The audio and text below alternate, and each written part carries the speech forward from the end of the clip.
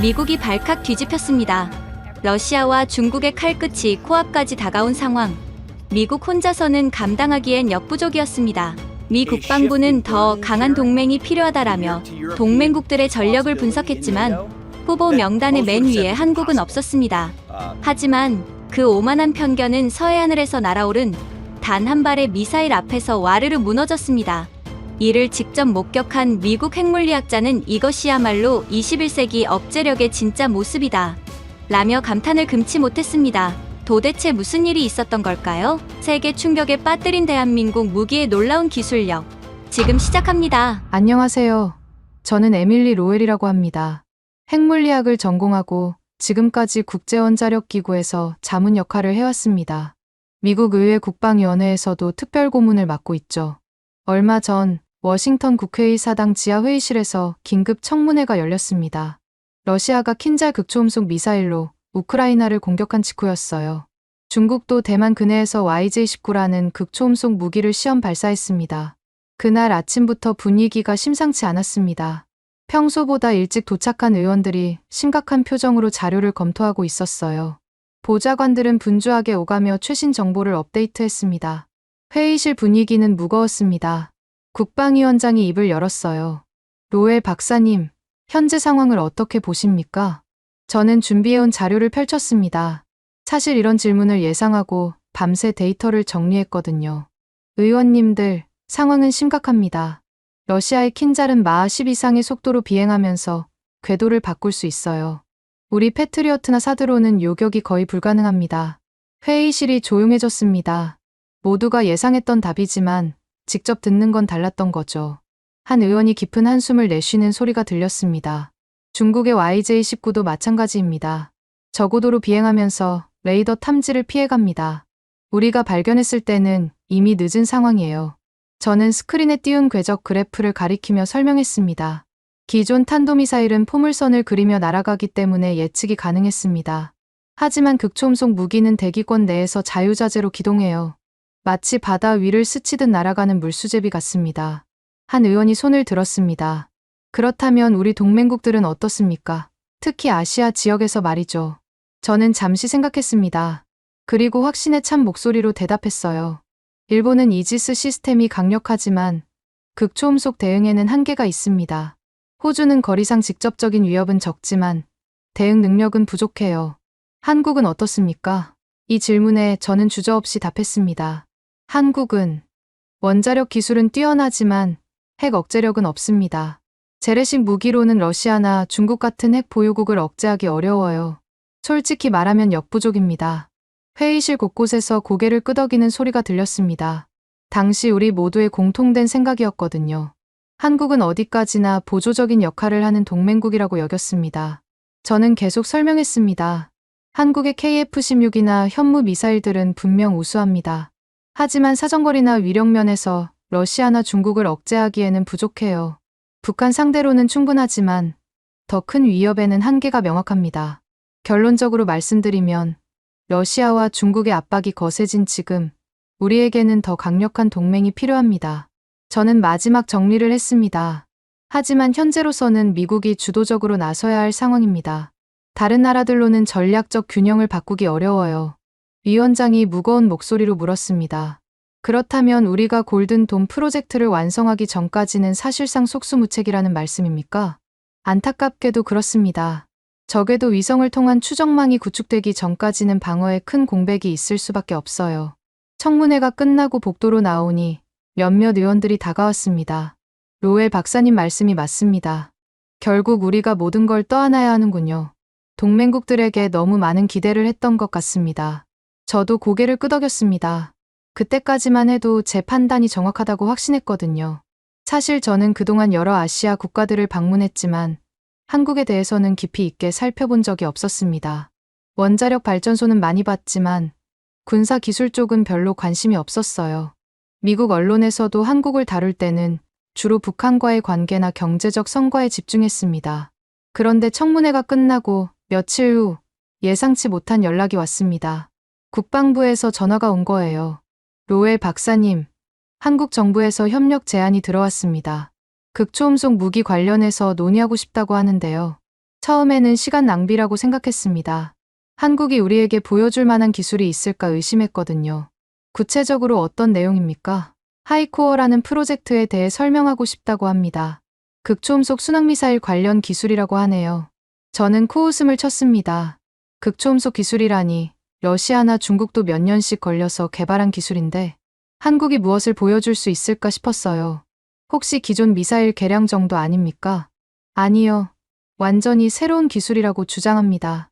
마하 5 이상의 속도를 구현했다고 하네요. 저는 의심스러운 표정을 지었습니다. 증명된 기술입니까? 시험 발사까지 마쳤다고 합니다. 하지만 정부에서는 가보라고 했습니다. 그래도 동맹국이니까 한번 들어보시죠. 혹시 모르잖아요. 결국 서울행 비행기 표를 받았습니다. 마음속으로는 이미 결론을 내리고 있었어요. 한국의 하이코어든 뭐든 과장된 홍보일 가능성이 높다고 생각했습니다. 비행기에 오르기 전 한국에 대한 자료를 다시 한번 훑어봤습니다. 원자력 발전 비율이 높고 조선업이 발달했다는 내용들이 대부분이었어요. 군사 기술에 대한 자료는 많지 않았습니다. 제 머릿속에는 이미 보고서의 구조가 완성되어 있었습니다. 한국의 과장된 주장과 현실적 한계라는 제목으로 말이죠. 그때 비행기 안에서 만난 사람이 있었습니다. 유럽계 방산 로비스트인 에드 포터였어요. 한국 방산업체들과 일할 일이 있어서 서울로 향한다고 했습니다. 포터와 대화하다 보니 제 생각이 더욱 확고해졌습니다. 한국의 하이코어 프로젝트 들어보셨어요? 포터가 물었습니다. 들어봤습니다. 극초음속 기술이라고 하던데요. 포터가 웃으면서 고개를 저었습니다. 크렘 엔진만으로는 한계가 있어요. 게다가 수직 발사 방식이라던데 그럼 사실상 장난감이나 다름없죠. 저는 포터의 말에 고개를 끄덕였습니다. 역시 제 예상이 맞는 것 같았어요. 아무래도 한국은 모방에는 강하지만 혁신적인 기술 개발에는 한계가 있는 것 같습니다. 포터가 덧붙였습니다. 핵승인도 받지 못한 나라가 전략 판도를 바꿀 수는 없죠. 제가 덧붙였습니다. 포터도 동의했습니다. 맞습니다. 아무리 기술이 좋다고 해도 결국 핵 억제력이 없으면 의미가 제한적이에요. 기내 서비스가 시작되면서 우리는 각자 업무에 집중했습니다. 저는 노트북을 열어 한국 관련 자료를 다시 정리했어요. 예상되는 질문들과 답변을 미리 준비하면서 이번 방문이 형식적인 절차에 불과할 거라고 생각했습니다. 비행기 창밖으로 태평양이 보였습니다. 며칠 후면 워싱턴으로 돌아와서 예상대로의 보고서를 작성하게 될 거라고 생각했어요. 한국은 여전히 보조적인 역할에 머물 수밖에 없다는 결론으로 말이죠. 그때의 제가 얼마나 오만했는지 아직은 몰랐습니다. 비행기 안에서 포터와의 대화는 계속 이어졌습니다. 식사가 나온 후에도 우리는 한국의 군사 기술에 대해 이야기했어요. 포터가 컵을 내려놓으며 말했습니다. 로엘 박사님, 솔직히 말하면 한국 업체들과 일하면서 느낀 게 있어요. 어떤 건가요? 기술력은 분명 있습니다. 하지만 혁신보다는 기존 기술을 개량하는 데 특화되어 있어요. 원천 기술 개발보다는 응용에 강하다고 할까요? 저는 고개를 끄덕였습니다. 그동안 제가 관찰한 바와 일치하는 내용이었거든요. 하이코어도 마찬가지일 겁니다. 포터가 확신에 찬 목소리로 말했어요. 크렘 엔진 기술은 이미 공개된 자료들을 바탕으로 한 거죠. 게다가 수직 발사라니 극초음속에서는 비효율적인 방식입니다. 저는 메모장에 적었습니다. 한국 하이코어는 기존 기술 조합이고 과장 가능성이 높다는 내용이었어요. 그런데 시험 발사는 했다고 하던데요. 제가 물었습니다. 포터가 비웃듯 말했습니다. 시험 발사와 실전 배치는 다른 문제죠. 몇 초간 날아가는 것과 실제 작전에서 사용하는 것은 차원이 달라요. 맞습니다. 실험실에서의 성공이 곧바로 실용화로 이어지지는 않으니까요. 포터가 덧붙였습니다. 더구나 한국은 F-15K 같은 기존 전투기에 탑재한다고 하던데 그럼 사실상 장난감 수준이죠. 기내에서 나눈 이런 대화들이 제 선입견을 더욱 굳혔습니다. 저는 노트북을 열어 보고서 초안을 작성하기 시작했어요. 한국의 극초음속 무기 개발 현황과 한계라는 제목을 적었습니다. 그리고 주요 내용을 정리했어요. 첫째, 기존 기술의 조합에 불과할 가능성이 높다. 둘째, 실전 배치까지는 상당한 시간이 소요될 것이다. 셋째, 핵 억제력 부재로 전략적 의미는 제한적이다. 넷째, 과도한 홍보로 인한 기대치 관리가 필요하다. 포터가 제 화면을 힐끗 보더니 말했습니다. 정확한 분석이네요. 저도 비슷하게 생각합니다. 사실 이런 결론은 서울에 가기 전부터 예상했어요. 제가 솔직하게 말했습니다. 그럼 왜 굳이 가시는 겁니까? 동맹국에 대한 예의죠. 들어보기라도 해야 나중에 보고서를 쓸 때 공정했다고 할 수 있으니까요. 포터가 고개를 끄덕였습니다. 현명한 접근이네요. 형식적인 절차라도 밟아야 하는 거군요. 그렇습니다. 게다가 한국도 나름대로 노력은 하고 있으니까 그 부분은 인정해줘야 하죠. 포터가 웃으며 말했습니다. 하지만 결국 현실은 현실이니까요.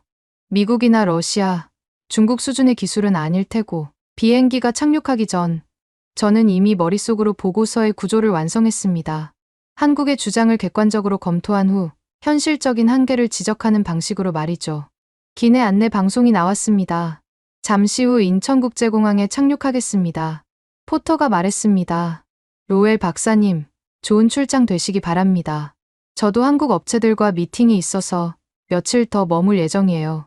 고맙습니다. 서로 정보 공유하죠. 인천공항에 도착했을 때도 제 생각은 변하지 않았습니다. 공항에서 저를 맞이한 한국 측 관계자들은 정중했지만 뭔가 과도하게 자신 있어 보였어요. 로엘 박사님, 멀리서 오시느라 고생하셨습니다. 마중 나온 외교부 관계자가 인사했습니다. 고맙습니다. 하이코어 프로젝트에 대해 관심이 많습니다. 저는 외교적으로 대답했어요. 내일 국방과학연구소에서 상세한 브리핑을 준비해 놓았습니다. 분명 놀라실 겁니다. 그 말을 들으며 저는 속으로 생각했습니다. 놀라기는 글쎄, 예상 범위 내일 텐데. 호텔로 가는 차 안에서도 관계자는 계속 하이코어를 자랑했습니다. 마 5를 넘는 속도를 달성했습니다. 세계에서 몇 안 되는 국가만 가진 기술이죠. 그렇군요. 대단하네요. 저는 정중하게 들었지만 내심 의심스러웠습니다. 마 5 정도는 러시아나 중국도 이미 달성한 수준이었거든요. 게다가 실험실에서의 성공과 실제 무기와는 전혀 다른 문제였어요. 특히 우리만의 독창적인 발사 방식을 개발했습니다. 기존의 수직 발사와는 완전히 다른 방법이에요. 이 말을 듣고도 저는 여전히 의심스러웠습니다. 발사 방식을 바꾼다고 해서 근본적인 기술 장벽이 해결되는 건 아니니까요. 호텔에 도착해서 짐을 풀며 포터에게 문자를 보냈습니다. 예상대로 과장이 심한 것 같다고 내일 브리핑에서 확인해보겠다고 했어요. 포터의 답장이 금방 왔습니다. 자기도 한국 업체 미팅이 있으니 서로 정보 공유하자는 내용이었어요. 그날 밤 저는 한국의 군사 기술에 대한 자료를 다시 검토했습니다. KF-X 전투기, 현무 미사일 시리즈, 천궁 방공 시스템 등 분명 인상적인 성과들이었지만 대부분 기존 기술을 개량한 것들이었어요. 조선업에서 보여준 것처럼 한국은 기존 기술을 완성도 높게 구현하는 데 뛰어났습니다. 하지만 완전히 새로운 패러다임을 만들어내는 혁신은 드물었어요. 하이코어도 마찬가지일 것이라고 저는 확신했습니다. 다음 날 아침 국방과학연구소로 향하는 길에서도 제 생각은 바뀌지 않았습니다. 오히려 더욱 굳어졌어요. 택시 기사도 하이코어에 대해 들어봤다며 자랑스러워했습니다. 우리나라도 이제 대단한 무기를 만든다면서요? 미국이나 중국 못지않은 거라던데. 이런 반응들을 보며 저는 생각했습니다. 국민들까지 과도한 기대를 하고 있네. 실망시키기 싫어서 더 과장하는 건 아닐까? 연구소 정문에 도착했을 때 경비가 삼엄했습니다. 신분증을 확인하고 여러 단계의 보안 검색을 거쳤어요. 이런 모습들이 오히려 의심을 키웠습니다. 정말 대단한 기술이라면 이렇게 과시할 필요가 있을까 싶었거든요. 로비에서 기다리는 동안 벽에 걸린 여러 무기 시스템들의 사진을 봤습니다. 현무 미사일, 천궁, 해성 등의 모습들이었어요. 분명 훌륭한 무기들이지만 모두 방어적 성격이거나 단거리용이었습니다. 결국 한반도 내에서만 유효한 무기들이지 전략적 균형을 바꿀 만한 수준은 아니었어요. 그때 한 관계자가 다가왔습니다. 로엘 박사님, 안녕하세요. 오늘 브리핑을 담당할 박윤서입니다. 박윤서는 생각보다 젊어 보였습니다. 하지만 악수할 때의 눈빛은 매우 진지했어요. 하이코어 프로젝트에 대해 많은 관심을 가져주셔서 감사합니다. 박윤서가 말했습니다. 저도 기대가 큽니다. 저는 외교적으로 대답했어요. 사실 기대보다는 의심이 더 컸지만요. 오늘 보시게 될 내용들은 아마 놀라우실 겁니다. 지금까지 공개된 정보들과는 차원이 다르거든요. 박윤서의 자신 있는 모습을 보며 저는 생각했습니다. 과연 어떤 걸 보여줄까? 화려한 모형이나 시뮬레이션 정도겠지. 특히 해외에 잘못 알려진 정보들이 많아서 오늘 정확한 사실을 말씀드리고 싶습니다. 잘못 알려진 정보라니 뭔가 변명거리를 준비해둔 것 같았어요. 브리핑룸으로 향하면서도 제 마음속에는 이미 결론이 내려져 있었습니다. 한국의 하이코어는 과장된 홍보에 불과할 것이라고 말이죠. 그때까지만 해도 제가 얼마나 큰 착각을 하고 있었는지 몰랐습니다. 브리핑룸에 들어서니 생각보다 규모가 컸습니다. 대형 스크린과 여러 전시물들이 눈에 들어왔어요. 천장도 높고 조명도 화려하게 설치되어 있었습니다. 하지만 가장 먼저 시선을 끈 건 한쪽 구석에 놓인 하이코어 모형이었습니다. 먼저 전시관을 둘러보시겠습니까? 박윤서가 안내했습니다. 저는 고개를 끄덕이며 모형 쪽으로 걸어갔어요. 길이 약 5m 정도의 미사일 모형이 유리 케이스 안에 전시되어 있었습니다. 모형 자체는 인상적이었어요. 매끈한 외관과 정교한 디테일이 제법 그럴듯해 보였습니다. 표면은 무광택으로 처리되어 있었고 각 부분의 이음새도 정교했어요. 하지만 제가 주목한 건 바로 안내판이었습니다. 안내판에 적힌 글자를 읽는 순간 저는 속으로 웃었습니다. 하이코어 시험체라고 명시되어 있었거든요. 그것도 꽤 큰 글씨로 말이에요. 시험체라고 되어 있네요. 제가 박윤서에게 물었습니다. 네, 맞습니다. 현재 단계에서는 기술 검증을 위한 시험체죠. 박윤서의 답변을 들으며 제 예상이 맞았다는 확신이 들었습니다. 역시 아직 실용화 단계가 아니었던 거예요. 시험체라는 건 결국 프로토타입에 불과하다는 뜻이었으니까요. 제가 모형을 더 자세히 살펴보는 동안 박윤서는 계속 설명했습니다. 물론 핵심 기술들은 모두 검증이 완료된 상태입니다. 이제는 시스템 통합과 최적화 단계에 있어요. 하지만 저는 여전히 의심스러웠습니다. 핵심 기술이 검증되었다면 왜 아직도 시험체 단계에 머물러 있을까요? 그때 뒤에서 익숙한 목소리가 들렸습니다. 로웰 박사님? 돌아보니 포터가 서 있었어요. 포터도 같은 시간에 브리핑을 듣게 된 모양이었습니다. 그 뒤로 한국 방산업체 관계자들이 몇 명 더 따라왔어요. 포터 씨도 오셨군요. 네, 한국 업체 관계자들이 함께 들어보자고 해서요. 포터가 하이코어 모형을 보더니 작은 소리로 말했습니다. 봐라, 시험체라고 되어 있지 않냐. 저는 고개를 끄덕였습니다. 역시 제 예상이 틀리지 않았어요. 포터가 계속 말했습니다. 무기화는 아직 불가능하다는 뜻이지. 그냥 기술 시연용 모형인 거야. 그렇게 보이네요. 실제 무기라면 이렇게 쉽게 공개할 리도 없고요. 포터가 모형 주변을 돌면서 관찰했습니다. 엔진 부분을 보세요. 너무 단순하게 만들어져 있어요. 진짜 스크램 엔진이라면 훨씬 복잡한 구조여야 하는데. 저도 포터가 가리키는 부분을 봤습니다. 확실히 엔진 부분이 실제보다는 단순화되어 보였어요. 아마도 보안을 핑계로 대충 만든 것 같았습니다. 박윤서가 우리 대화를 듣고 다가왔습니다. 혹시 궁금한 점이 있으시면 언제든 물어보세요. 이 시험체는 실제로 비행했습니까? 포터가 날카롭게 물었습니다. 물론입니다. 지난해 하반기에 시험 발사를 성공적으로 마쳤어요. 포터가 추가로 물었습니다. 몇 차례나 시험했습니까? 그건 보안 사항이라서 구체적인 횟수는 말씀드리기 어려워요. 이런 답변이 나올 때마다 저는 더욱 의심스러워졌습니다. 정말 성공적이었다면 횟수 정도는 자랑스럽게 말할 법한데요. 그런데 아직 시험체 단계라는 건 실전 배치는 언제쯤 가능한 겁니까? 제가 물었습니다. 박윤서가 잠시 머뭇거렸습니다. 그건 단계적으로 진행될 예정입니다. 먼저 지대지 버전부터 시작해서 함대지, 공대지 순으로 개발할 계획이에요. 이 애매한 답변이 모든 걸 말해주는 것 같았어요. 결국 언제가 될지 모른다는 뜻이었으니까요. 저는 모형을 더 자세히 살펴봤습니다. 외관은 그럴듯했지만 역시 실물이 아닌 전시용 모형이었어요. 재질도 플라스틱인지 복합 재료인지 구분하기 어려웠습니다. 실제 무기라면 이렇게 쉽게 공개할 리도 없고요. 포터가 제게 속삭였습니다. 로웰 박사님, 저기 보시면 엔진 부분이 단순화되어 있어요. 실제 스크램 엔진의 복잡성을 제대로 반영하지 못한 것 같습니다. 저도 그 부분을 유심히 봤습니다. 포터 말이 맞았어요. 진짜 극초음속 엔진이라면 훨씬 복잡한 구조여야 했습니다. 연소실, 흡입구, 노즐 등의 구조가 너무 단순했어요. 게다가 크기도 실제보다 축소된 것 같네요. 포터가 덧붙였습니다. 진짜 극초음속 미사일이라면 이것보다 훨씬 커야 할 텐데. 박윤서가 우리 대화를 의식한 듯 말했습니다. 이건 전시용 모형이라 실제와는 다른 부분들이 있습니다. 보안상의 이유로 일부러 단순화한 거예요. 그 말을 듣고도 저는 여전히 의심스러웠습니다.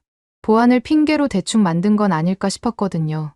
러시아나 중국이 자국의 극초음속 무기를 공개할 때와는 확연히 달랐어요. 전시관을 더 둘러보니 다른 무기 시스템들도 있었습니다. 현무 미사일 시리즈, 천궁 방공 시스템, KSSM 등 모두 한국이 자랑하는 무기들이었어요. 하지만 이들은 모두 검증된 그리고 사거리가 제한된 무기들이었습니다. 현무2B는 사거리가 300km, 현무3은 800km 정도였어요. 북한을 상대로는 충분하지만 중국이나 러시아를 억제하기에는 부족했습니다. 하이코어와는 차원이 다른 기술이 필요한 거였죠. 다른 무기들과 비교해서 하이코어의 특징은 뭡니까? 제가 물었습니다. 박윤서가 설명했습니다. 기존 탄도미사일들과 달리 대기권 내에서 기동이 가능합니다. 그리고 속도도 훨씬 빠르고요. 구체적으로 어느 정도의 속도입니까? 포터가 물었습니다. 마 5 이상입니다. 박윤서가 답했습니다. 저는 속으로 생각했습니다. 마 5 이상이라는 표현이 애매하네. 정확한 수치를 말하지 않는 건 아직 목표치에 도달하지 못했다는 뜻일까? 포터도 비슷한 생각이었던지 물었습니다. 최고 속도는 어느 정도까지 가능합니까? 그건 기밀 사항이라서. 박윤서가 말을 흐렸습니다. 이런 답변들을 들으며 저는 점점 확신을 갖게 되었습니다. 역시 과장된 부분이 많구나. 진짜 대단한 성과라면 이렇게 숨길 이유가 없을 텐데요.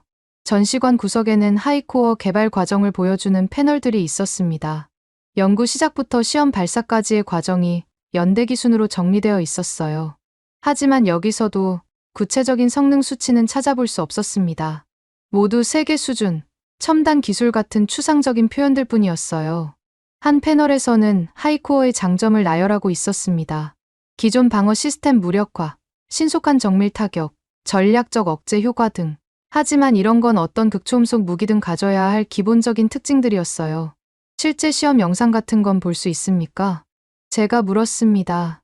그건 브리핑에서 일부 공개할 예정입니다. 박윤서가 답했습니다.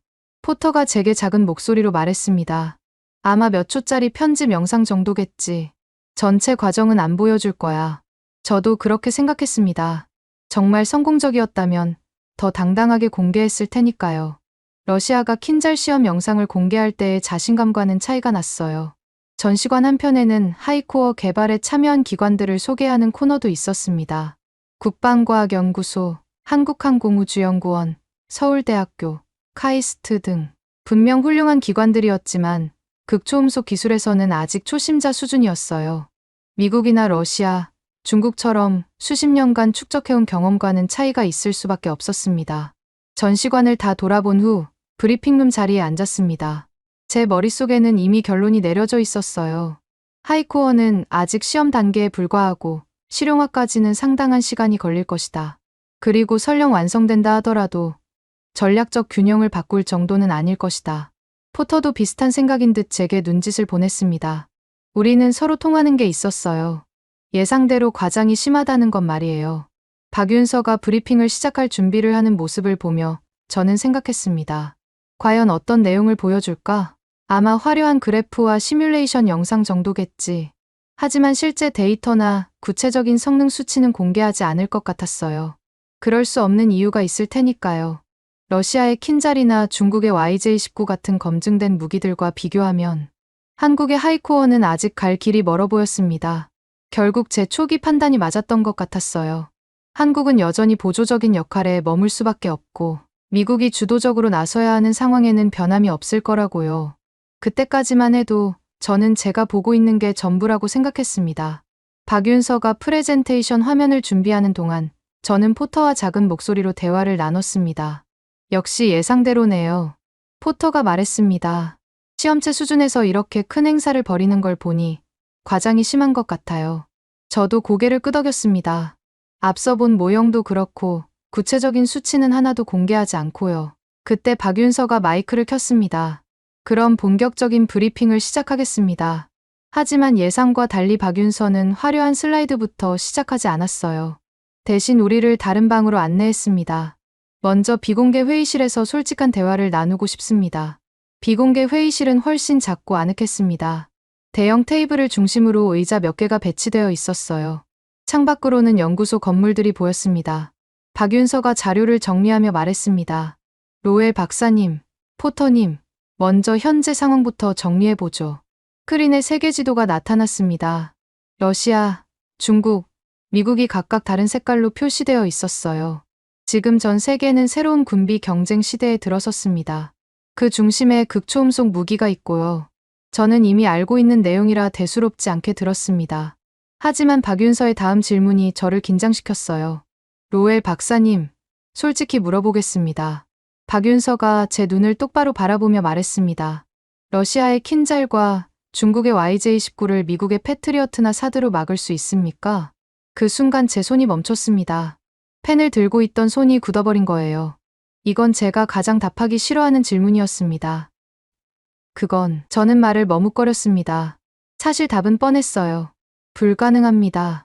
현재 미국의 방어 시스템으로는 극초음속 무기를 요격하기 거의 불가능해요. 이건 제가 워싱턴 청문회에서도 인정했던 사실이었습니다. 하지만 한국에서, 그것도 한국 관계자 앞에서 이런 걸 인정하기는 싫었어요. 미국의 약점을 드러내는 것 같았거든요. 박윤서가 제 침묵을 읽고 부드럽게 말했습니다. 어려운 질문이었나요? 그럼 제가 먼저 말씀드리죠. 스크린에 새로운 그래프가 나타났습니다. 극초음속 무기의 비행 패턴과 기존 방어 시스템의 탐지 범위를 비교한 자료였어요. 극초음속 무기는 마하 5 이상의 속도로 저고도를 비행합니다. 레이더 지평선 때문에 탐지 시간이 극도로 짧아져요. 박윤서가 그래프의 한 지점을 가리켰습니다. 킨잘의 경우 탐지부터 착탄까지 채 1분이 걸리지 않습니다. 요격 미사일을 발사할 시간적 여유가 없어요. 포터가 불편한 듯 자리에서 몸을 움직였습니다. 이런 이야기는 듣고 싶지 않았던 모양이에요. 하지만 박윤서는 계속했습니다. 더 큰 문제는 궤도 변경입니다. 탄도미사일과 달리 극초음속 무기는 비행 중에 경로를 바꿀 수 있어요. 요격 미사일이 목표를 잃게 됩니다.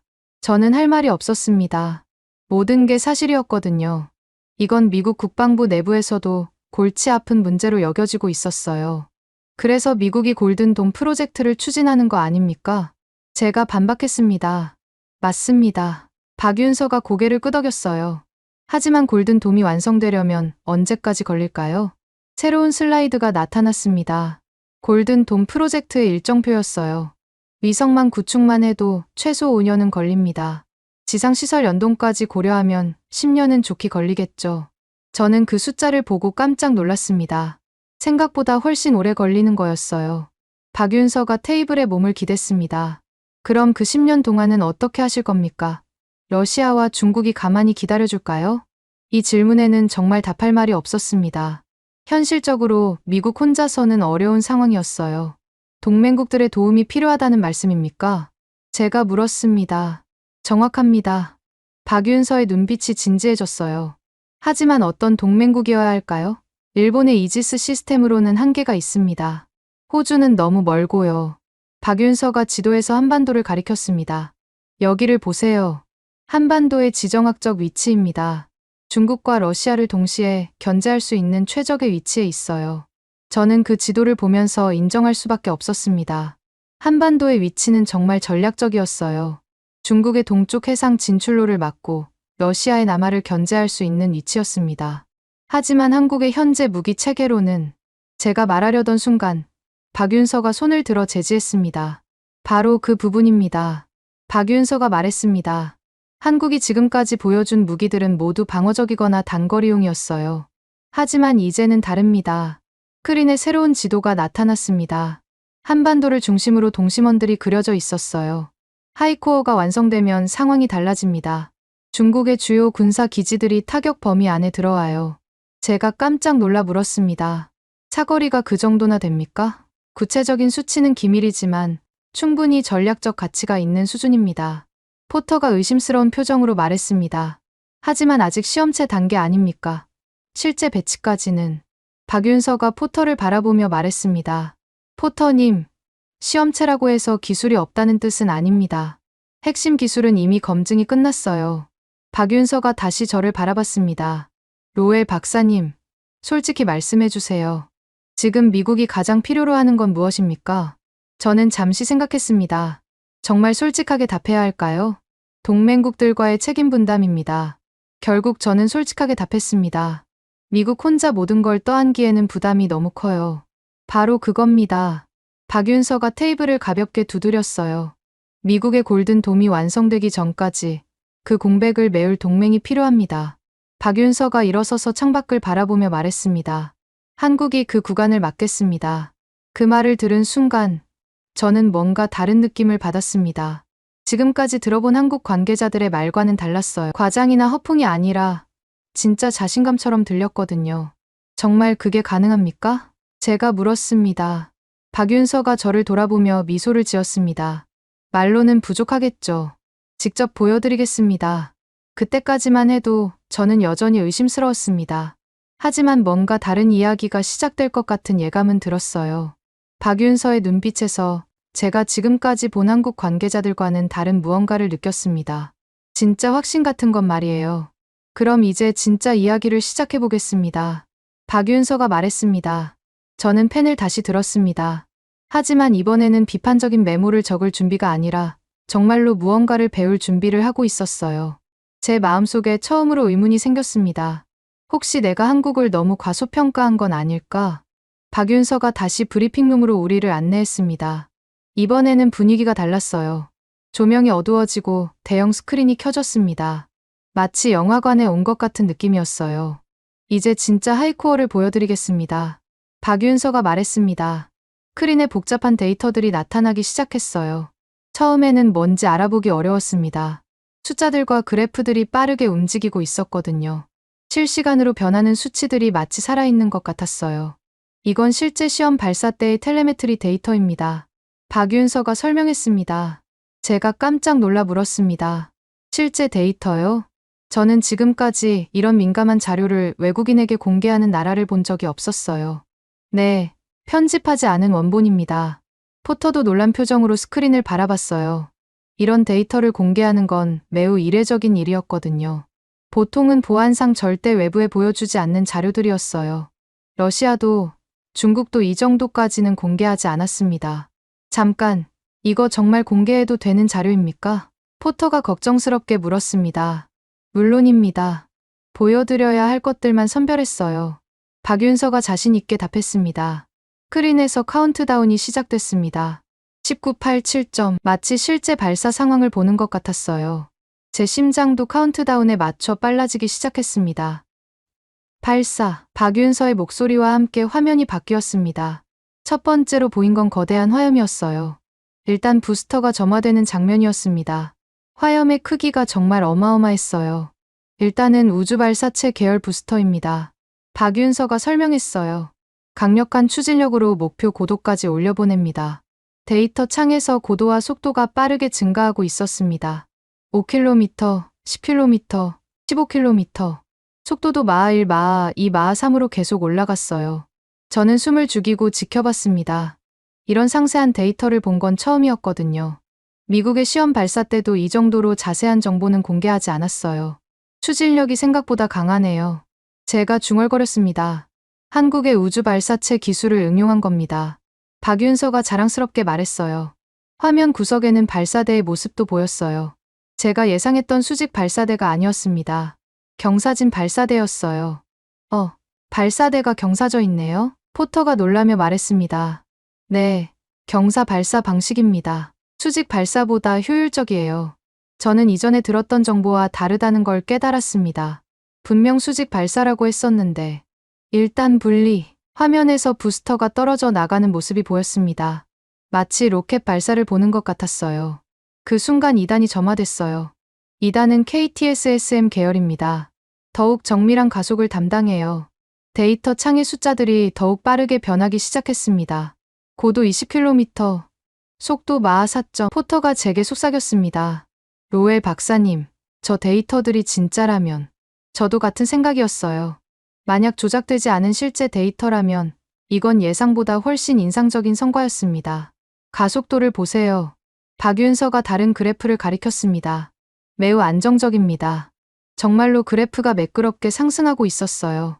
불안정한 진동이나 급격한 변화 없이 일정하게 올라갔습니다. 2단 임무 완료. 수평 비행 전환. 박윤서가 외쳤습니다. 화면에서 미사일의 궤적이 바뀌는 게 보였어요. 수직으로 올라가던 것이 수평으로 방향을 틀었습니다. 이 전환 과정이 정말 인상적이었어요. 이제부터가 진짜입니다. 박윤서가 긴장된 목소리로 말했어요. 그때 새로운 표시등이 켜졌습니다. 램 스크램 통합 엔진 점화라는 글씨가 나타났어요. 화면 속에서 미사일 뒤쪽에 푸른 빛의 화염이 보이기 시작했습니다. 지금까지 본 것과는 전혀 다른 색깔이었어요. 마치 제트 엔진보다도 더 뜨거워 보였습니다. 드디어 극초음속 엔진이 작동하기 시작합니다. 데이터 창의 속도 숫자가 급격히 뛰기 시작했어요. 마하 4마하, 5마하 5점. 제 심장이 빠르게 뛰기 시작했습니다. 정말로 마하 5를 넘어서고 있었거든요.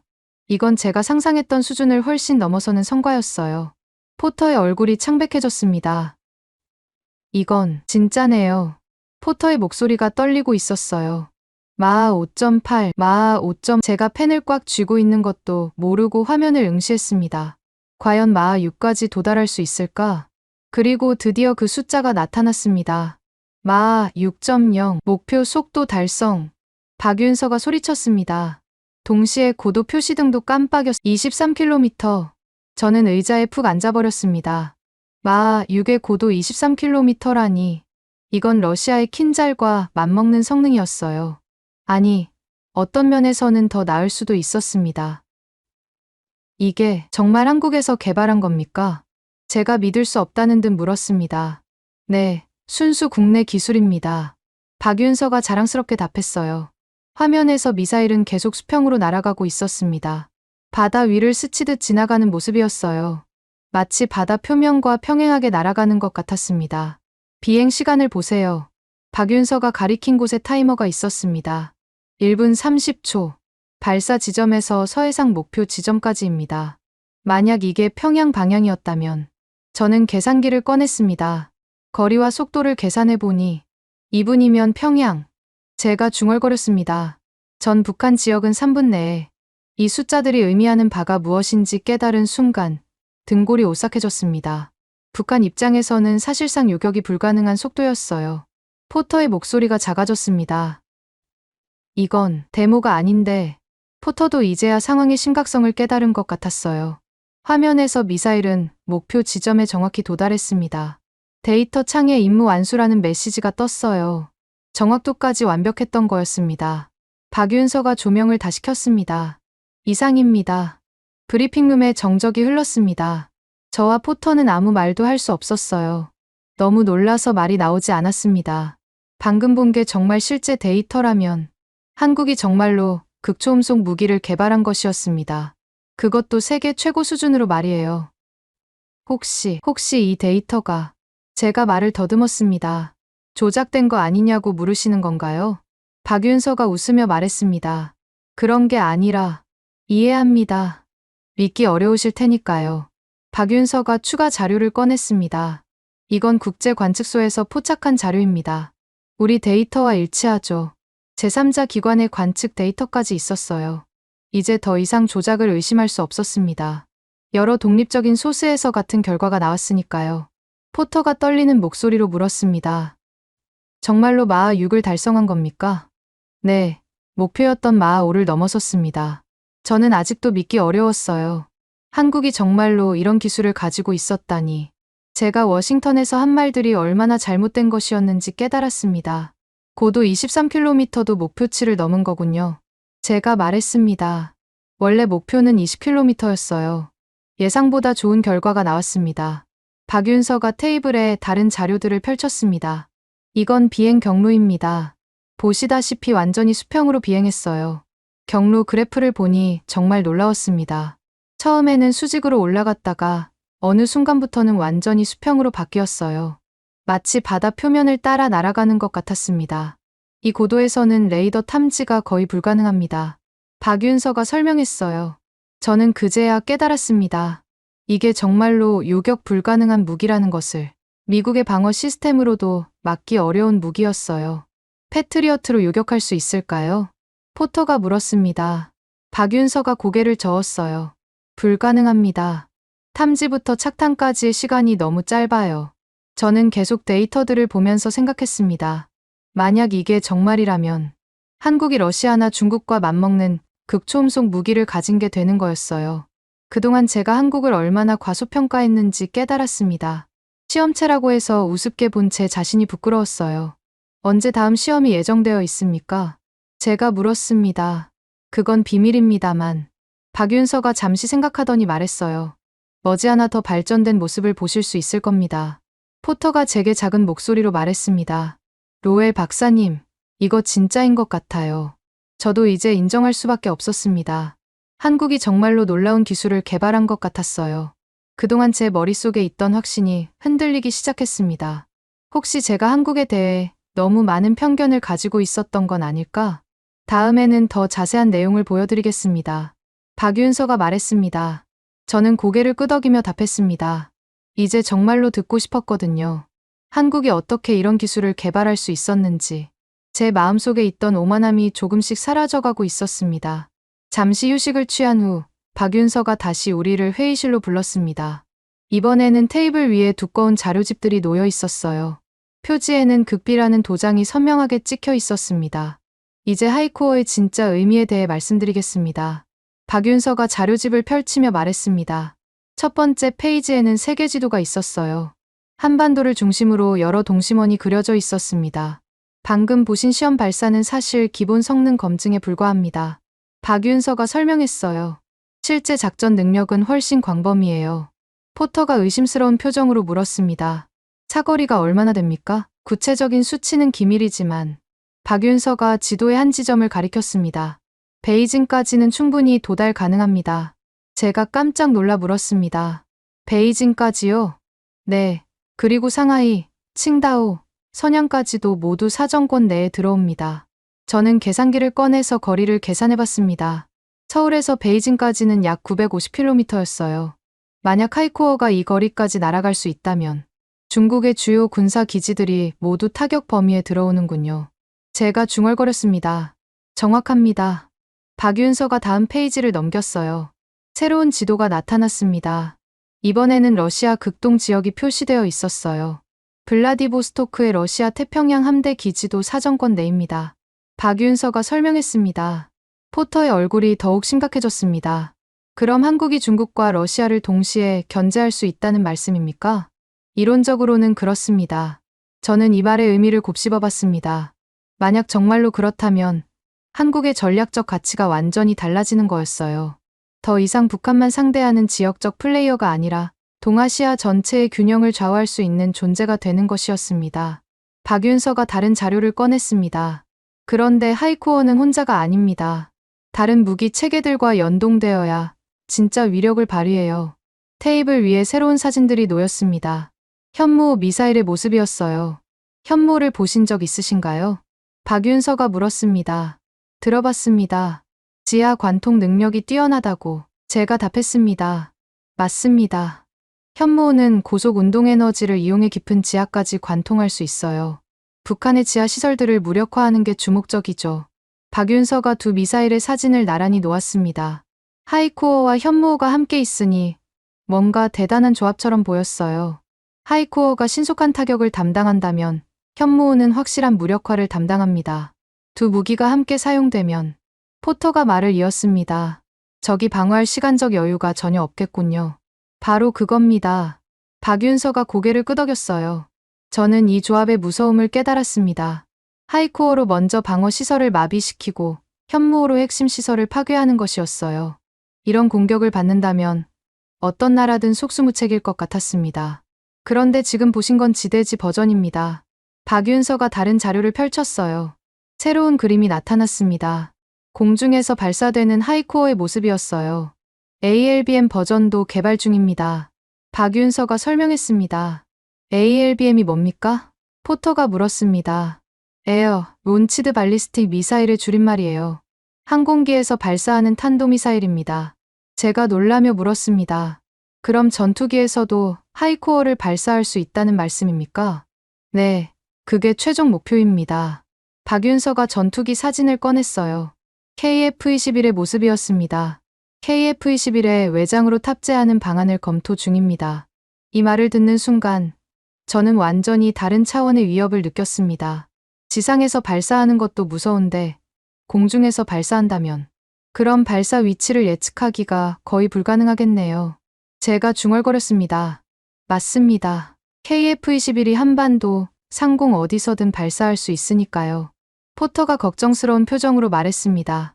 그럼 중국이나 러시아 입장에서는 한국의 모든 전투기를 감시해야 하는 건가요? 이론적으로는 그렇습니다. 저는 이 상황을 상상해봤습니다. 중국이 한반도 상공을 비행하는 모든 KF-21을 경계해야 하는 상황. 그들의 방공망에 엄청난 부담이 될 것 같았어요. 박윤서가 테이블을 정리하며 말했습니다. 이제 핵심을 말씀드리겠습니다. 새로운 자료가 테이블 위에 놓였어요. 핵 없는 핵 억제력이라는 제목이 있었습니다. 현재 한국은 핵무기를 보유하지 않고 있습니다. 박윤서가 시작했어요.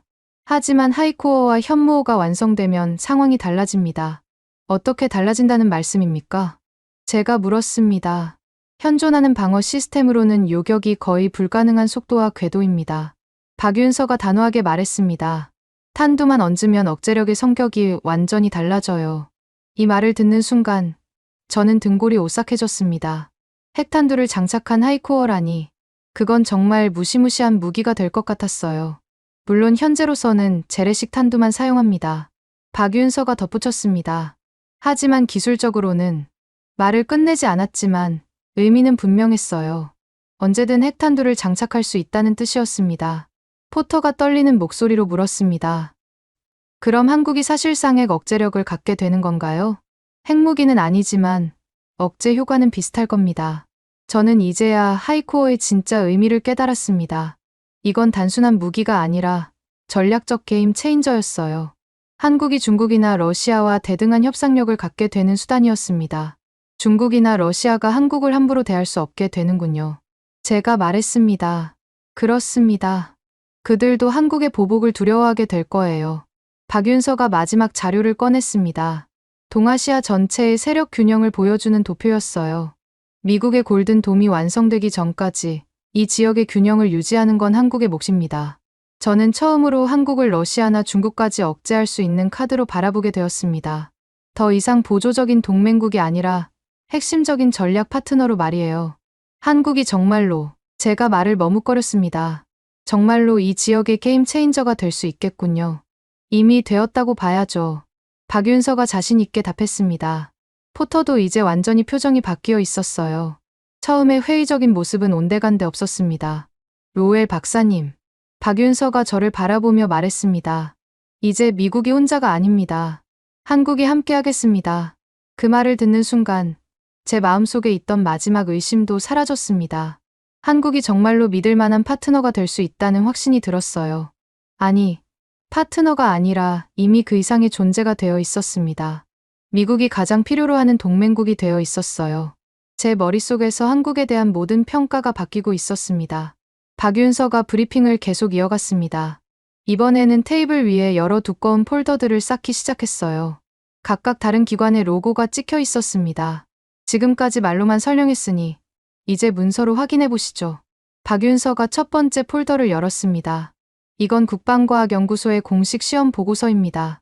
표지에는 ADD 극초음속 무기 기술 검증 보고서라고 적혀 있었어요. 저는 보고서를 받아들고 첫 페이지를 펼쳤습니다.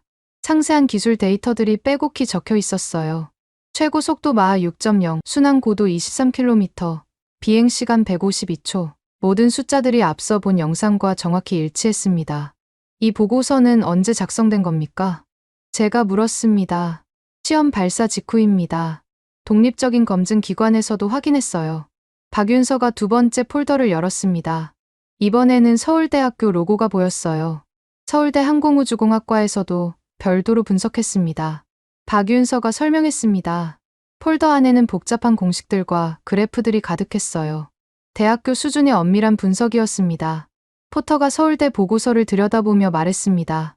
이 계산들 정말 정교하네요. 항공우주공학과 교수진들이 직접 참여했습니다. 박윤서가 자랑스럽게 말했어요.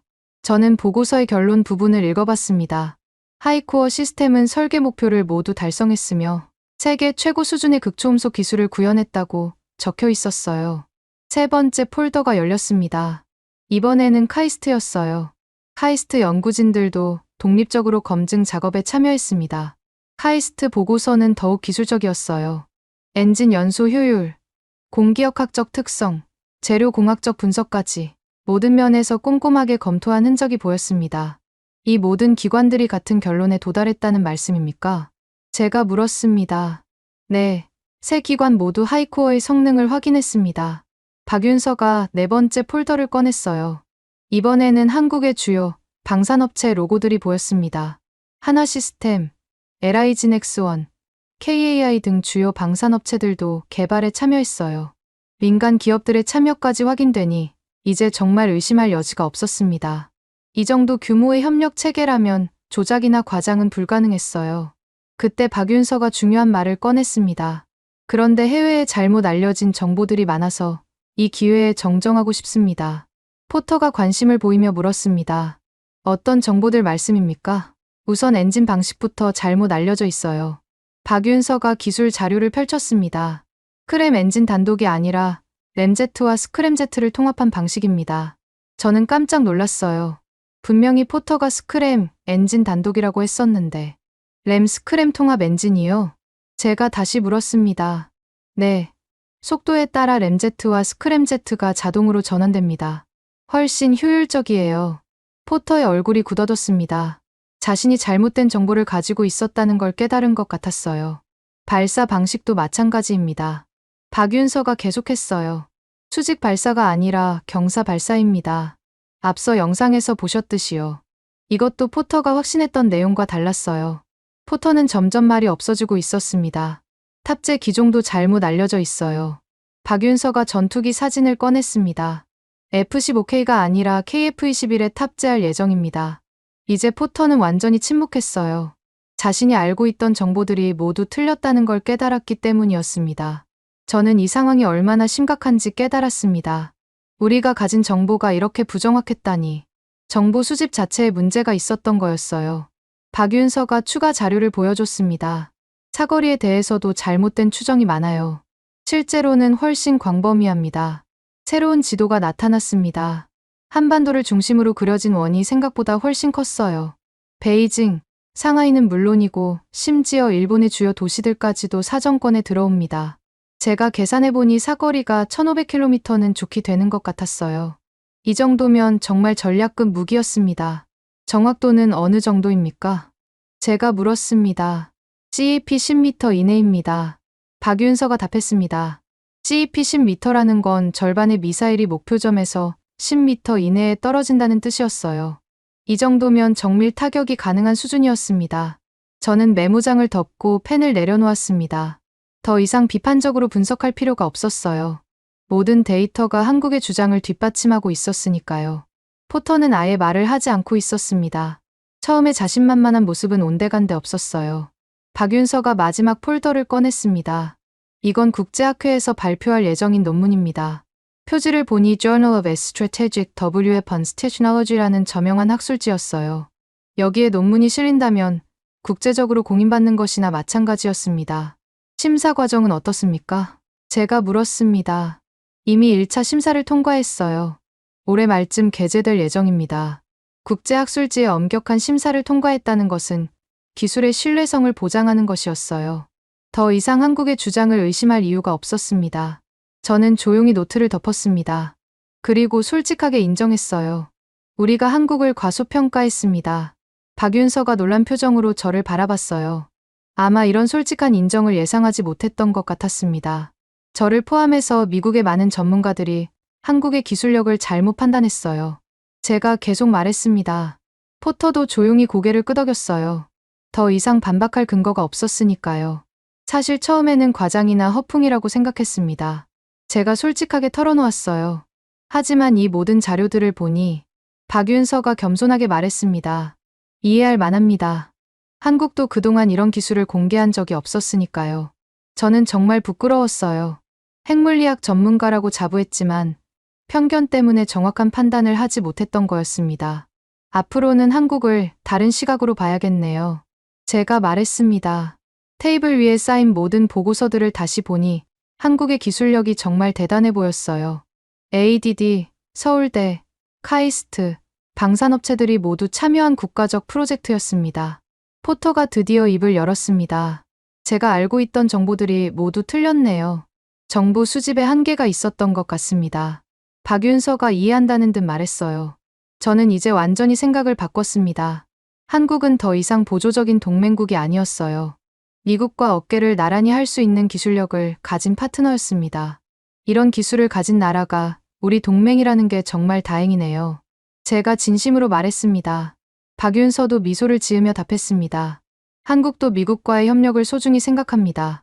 모든 자료들을 정리하며 저는 생각했습니다. 이제 워싱턴에 돌아가서 완전히 다른 보고서를 써야 할 것 같았어요. 한국을 과소평가한 제 이전 판단을 완전히 뒤집어야 했습니다. 제 머릿속에서 한국에 대한 모든 평가가 바뀌고 있었습니다. 이제 진짜 존경하게 되었어요. 서울에서의 마지막 밤이었습니다.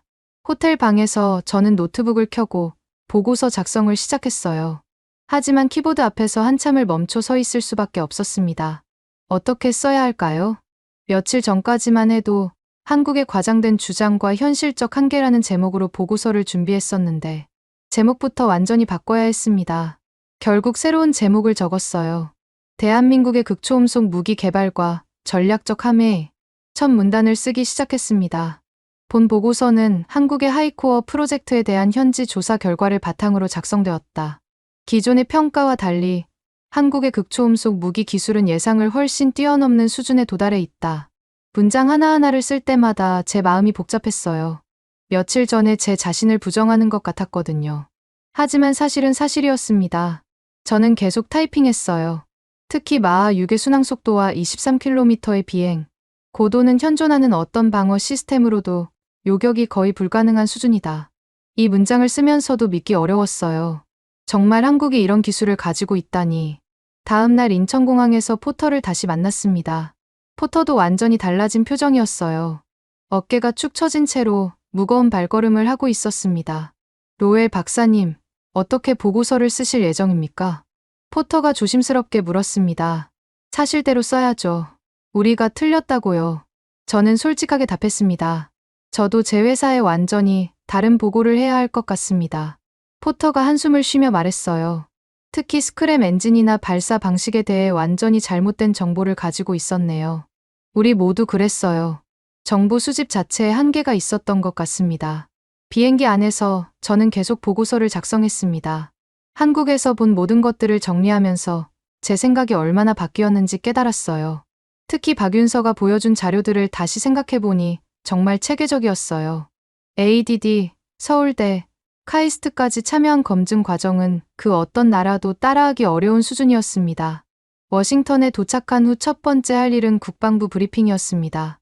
회의실에는 고위 관계자들이 모여 있었어요. 평소보다 참석자가 많았습니다. 로엘 박사님, 한국 방문은 어땠습니까? 국방차관이 물었습니다. 저는 잠시 침묵했습니다. 어떻게 시작해야 할까 고민했어요. 이들도 저와 비슷한 선입견을 가지고 있을 테니까요. 결론부터 말씀드리면 우리가 한국을 완전히 잘못 평가했습니다. 회의실이 조용해졌습니다. 모두가 예상하지 못한 답변이었거든요. 한국의 하이코어는 과장이 아닙니다. 실제로 마하 6 고도 23km를 달성했어요. 한 관계자가 놀라며 물었습니다. 정말입니까? 확실한 겁니까? 네, 실제 시험 데이터까지 확인했습니다. 조작이나 과장이 아니라 진짜 성과예요. 저는 가져온 자료들을 테이블 위에 펼쳤습니다. ADD, 서울대, 카이스트의 보고서들이었어요. 이 모든 기관들이 독립적으로 검증했습니다. 의심할 여지가 없어요. 국방차관이 자료를 훑어보며 물었습니다. 그럼 전략적 의미는 어떻게 평가하십니까? 이 질문에 저는 확신을 가지고 답했습니다. 게임 체인저입니다. 완전한 게임 체인저예요. 스크린에 동아시아 지도를 띄웠습니다. 한반도를 중심으로 동심원들이 그려져 있었어요. 한국의 하이코어 사정권에는 베이징, 상하이, 블라디보스토크가 모두 들어옵니다. 회의실에서 탄성이 터져 나왔어요. 이건 말이 안 되는데요. 한 관계자가 중얼거렸습니다. 이건 중국과 러시아에 대한 실질적 억제력을 의미합니다. 저는 계속 설명했습니다. 더구나 KF-21에 탑재 가능하다면 발사 지점을 예측하기도 어려워져요. 더 중요한 건 요격이 거의 불가능하다는 점입니다. 우리 패트리어트나 사드로도 막기 어려워요. 한 장군이 손을 들며 물었습니다. 그럼 한국이 이제 지역 강국이 되었다는 말씀입니까? 그런 수준이 아닙니다. 저는 단호하게 말했어요. 대한민국은 이제 북한만이 아니라 러시아와 중국까지 억제할 수 있는 나라가 되었어요. 미국이 지금 가장 필요로 하는 동맹국입니다. 회의실이 다시 조용해졌습니다. 모두가 이 말의 의미를 이해하려고 애쓰고 있었어요. 국방차관이 신중하게 물었습니다. 만약 한국이 핵 보유 승인을 받는다면 어떻게 될까요? 이 질문에 저는 잠시 생각했습니다. 그리고 솔직하게 답했어요. 세계 질서를 뒤흔들 무시무시한 강국으로 도약할 겁니다. 제 목소리에는 두려움과 존경이 동시에 섞여 있었어요. 한국의 기술력에 대한 존경과 그 파급력에 대한 경계심이 공존하고 있었습니다. 핵탄두를 장착한 하이코어를 상상해보세요. 저는 계속 말했습니다. 요격 불가능한 극초음속 핵미사일이 됩니다. 그 순간 한국은 완전히 다른 차원의 국가가 되는 거예요. 한 관계자가 걱정스럽게 물었습니다. 그럼 우리에게는 위협이 될 수도 있는 거 아닙니까? 아닙니다. 저는 고개를 저었어요. 한국은 우리 동맹국이에요. 오히려 우리에게는 최고의 파트너가 될 겁니다. 저는 골든돔 프로젝트 일정표를 꺼냈습니다. 우리 골든돔이 완성되려면 최소 10년은 걸립니다. 그 공백기에 한국이 동아시아를 책임질 수 있어요. 국방차관이 관심을 보이며 물었습니다. 구체적으로 어떤 방식으로 말입니까? 책임 분담입니다. 저는 새로운 지도를 보여줬어요. 태평양을 2개 구역으로 나누는 겁니다. 서태평양은 한국이, 동태평양은 미국이 담당하는 방식으로요. 이 제안을 들은 회의실의 분위기가 확연히 달라졌어요. 모두가 진지하게 검토하기 시작했습니다. 한국이 중국의 해상 진출을 견제하고 우리는 태평양 전체를 안정적으로 관리하는 거예요. 저는 구체적으로 설명했습니다. 특히 대만 해협이나 남중국해에서 중국의 도발이 있을 때 한국의 하이코어가 강력한 억제 효과를 발휘할 수 있어요. 한 장군이 고개를 끄덕이며 말했습니다. 그럴듯한 전략이네요. 우리 혼자 모든 걸 떠안기에는 부담이 너무 컸거든요. 무엇보다 한국은 신뢰할 수 있는 동맹국입니다. 저는 강조했어요. 민주주의 국가이고 미국과 가치를 공유하고 있어요. 이런 파트너를 찾기는 쉽지 않습니다. 또 다른 관계자가 질문했습니다.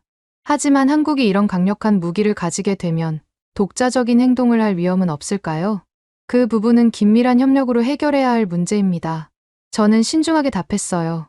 오히려 한국을 우리와 더 가깝게 묶어두는 것이 중요해요. 회의가 끝난 후 국방차관이 저를 따로 불렀습니다. 로엘 박사님, 정말 확신하십니까? 네, 완전히 확신합니다. 저는 주저없이 답했어요. 제가 직접 보고 확인한 내용들입니다. 그럼 한국과의 협력 방안을 구체적으로 검토해 봅시다. 다음 주에 정책 회의를 소집하겠습니다. 며칠 후 저는 최종 보고서를 완성했습니다. 총 50페이지에 이르는 상세한 분석 보고서였어요. 마지막 문단을 이렇게 마무리했어요. 결론적으로 대한민국은 더 이상 우리가 보호해야 할 약소국이 아니다. 오히려 미국과 어깨를 나란히 할 수 있는 기술 강국이며 동아시아 안정의 핵심 파트너이다. 특히 골든돔 프로젝트 완성 이전까지는 한국의 하이코어가 이 지역 균형 유지의 핵심 역할을 할 것으로 예상된다. 핵 승인만 떨어진다면 한국은 세계 질서 재편의 주역으로 부상할 것이다. 보고서를 제출한 후 곧바로 새로운 회의 일정이 잡혔어요. 제목은 한미 태평양 분담 구역 설정 방안이었습니다. 그 회의 준비를 하면서 저는 깨달았습니다. 제 오만함이 완전히 사라졌다는 것을. 대신 한국에 대한 진심 어린 존경이 생겼어요. 동시에 그들의 엄청난 기술력에 대한 건전한 경계심도 가지게 되었습니다. 한국은 이제 미국이 함부로 대할 수 있는 상대가 아니었어요. 오히려 조심스럽게 대해야 할, 그리고 깊이 협력해야 할 파트너가 되었습니다. 며칠 전만 해도 한국을 역부족이라고 평가했던 제 자신이 부끄러웠어요. 이제는 한국이 가장 필요한 동맹이라고 확신하고 있었으니까요.